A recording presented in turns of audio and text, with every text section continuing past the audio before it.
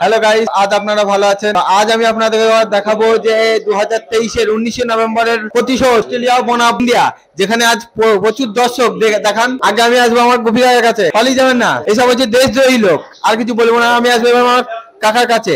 কাকা, এই খেলার সম্বন্ধে আপনার কি বক্তব্য? যে ইন্ডিয়া জিতবে, ঠিক আছে, ইন্ডিয়া আজকে হারাক অস্ট্রেলিয়াকে, এটাই আমরা চাই। সবারই আশা যে আজ অস্ট্রেলিয়া যেন হারুক। তো দাদা, আপনার কি? হ্যাঁ, এই বলছি ইংরেজি যেতে সবথেকে বেশি ভালো খুশি আমি হব, বুঝলি তো। কারণ এটা আমাদের কাছে বাংলাদেশের বিরুদ্ধে। দাদা, আপনি কি বাংলাদেশ বিরুদ্ধে? এখনই বললেন যে বাংলাদেশ বিরুদ্ধে নয়, সবকে মানে ও হচ্ছে এক প্রকার দেশদ্রোহী। প্রথম বলে একটা ক্যাচ মিস হয়েছে সামের। আবার আমি আপনার কিছুক্ষণ পর দেখাচ্ছি। টেভিস হেড বড় শত্রু, তার নাম হচ্ছে টেভিস হেড, যাকে একবারে চটা করে দিয়েছে, চাটা করে দিয়েছে পুরো একদম টেভিস হেডকে এখন ফেলে দিয়েছে। ইন্ডিয়ার 2 উইকেট হয়ে গেছে, ব্যাস।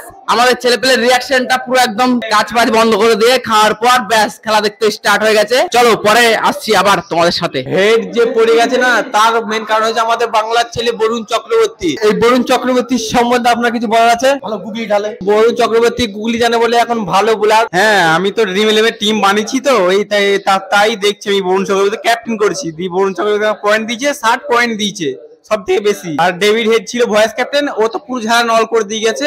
ভারতের সব থেকে শত্রুটা সে আউট হয়ে গেছে। উনি মতলবে আছে 1.5 কোটি টাকা, কথা থাকবে ড্রিম 11 1.5 কোটি, তার জন্য উনি বরুণ চক্রবর্তীকে ক্যাপ্টেন করেছেন।